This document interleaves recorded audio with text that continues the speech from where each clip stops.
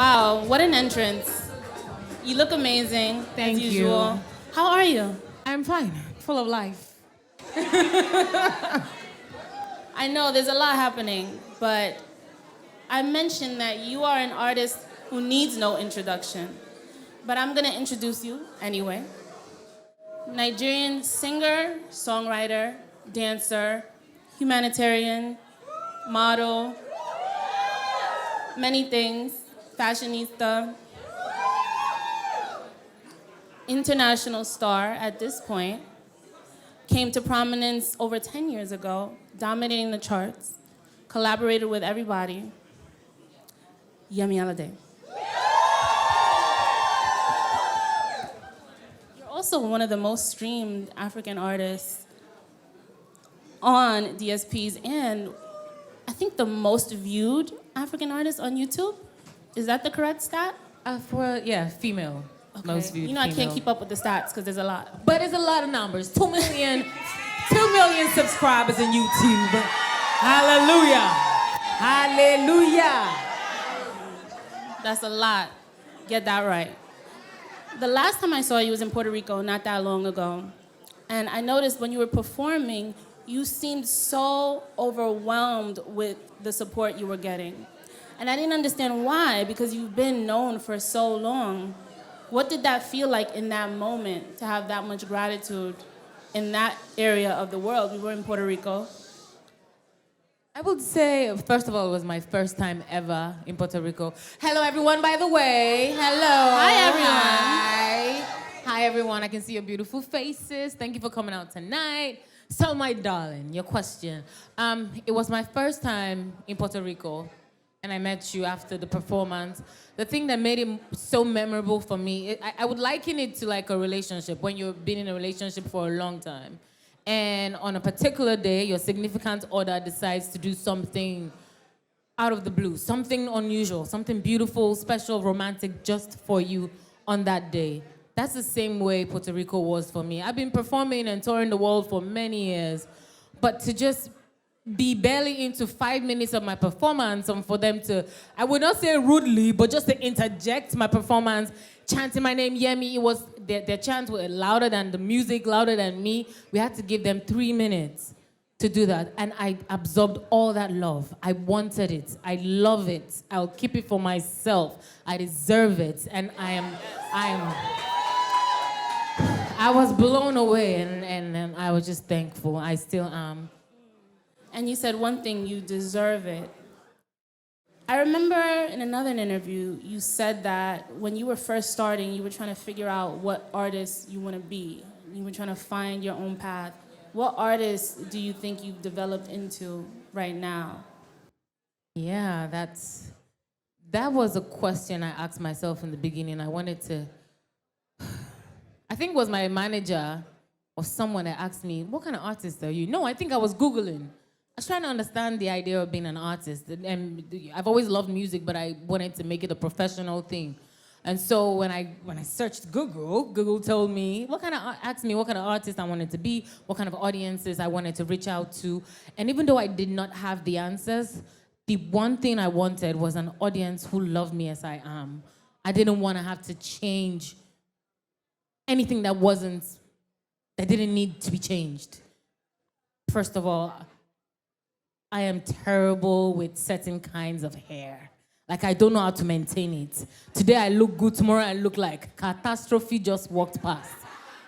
But then I realized with natural hair, I can wake up in the morning and just do this. And I'm out. And so I wanted people who would love me the way I am, like, even if...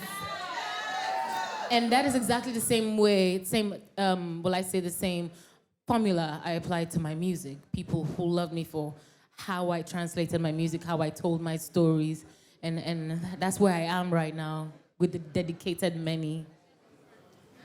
And what do you think about the term legacy act? Because I think you kind of move as an artist who's trying to transition into that realm, that level of just being an uncompromising legacy act, where you take every part of your artistry serious. And you just said you were Googling how to be an artist. For people who don't understand, what can you explain to the average person about what it really takes to be an artist beyond the music? Especially as a woman, there's so much that goes into the full package. And all the pressures of the industry and people and fans and whomever, and how to be the right woman African artist. How do you combat that? And how do you present yourself and package yourself? I tell you, sis, that is the bulky question, yeah? And in that question, I hear a lot of standards that are not necessarily mine. Like, I am just living my life. Literally, I am just living my life, doing what I love, and taking my flowers as I go. Do you feel like you're being recognized more now for what you contributed to Afrobeats in general? It is possible that I have met more people these days who appreciate my take on Afrobeat. But I would say right from the very first day, especially when I ushered my audience into the Mama Africa phase, I think right from that phase, people have always really respected and praised my originality because I genuinely love the culture. The culture is the most amazing thing, and culture drives the music, it drives the fashion, it drives everything, you know, and that's what I am. Mm-hmm. And the Mama Africa term, we obviously know that is only bestowed upon a certain type of artist, right? We have Angelique Kidjo, whom you've collaborated with, Queen. And then yourself, you have an album called Mama Africa, and that is what people call you too. What does that term mean to you as far as infusing your identity into your art? So Mama Africa was actually a nickname a producer kept calling me because I was always in one African country or the other.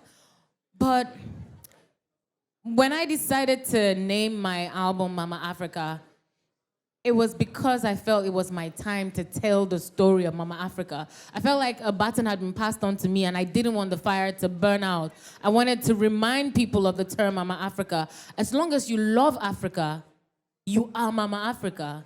It's in your veins, it's in your eyes, it's in the way you move, the way you talk, the way your swagger. You're Mama Africa. Every female here is Mama Africa.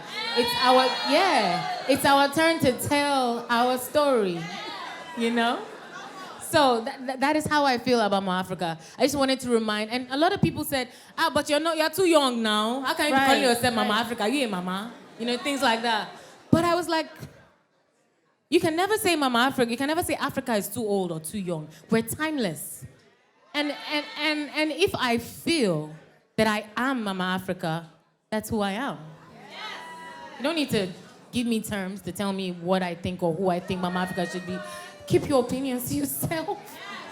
I didn't ask for it. What do you think, speaking of that, what do you think is the biggest misconception about you? I don't know. You don't think about it? I don't know. If they are confused about me, they should be confused. Misconception, unconception, deconception, confusion. I don't know. If you are confused, stay confused. Well, what's one thing you want people to know? Or a fun fact that people don't know about you as a person, not as an artist? I hate to iron clothes. You hate to iron clothes? I hate ironing clothes. I hate it. But you I'm still bad do at it. I would find someone to help me. I'm bad at it, but I can throw down in the kitchen, sis. And one more thing that people might not believe. I still do my laundry. I love doing my laundry. I like being able to separate my clothes myself. Of course, it's the washing machine doing the hard work. But I love to do my laundry. It just takes me away from everything that's happening. And I just, I like to see my clothes clean and smell good. That is a fun fact. And just a note, a fun fact about me, I cannot cook. So it's nice to hear that you can cook. Because some of us can't. But another thing I wanted to talk about, what you just mentioned in the beginning, that performance in Puerto Rico felt like a relationship with the crowd. And now you have a song with Cranium called My Man. What's that about? A man. Who? The man. Which one?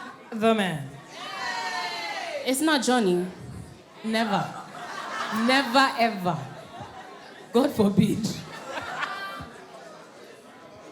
But how was it collaborating with Cranium? Cranium has been collaborating with every African artist on the planet right now. Well, we love him, you know. He's so good. And when you meet him as a person as well, He's so nice. Cranium is funny.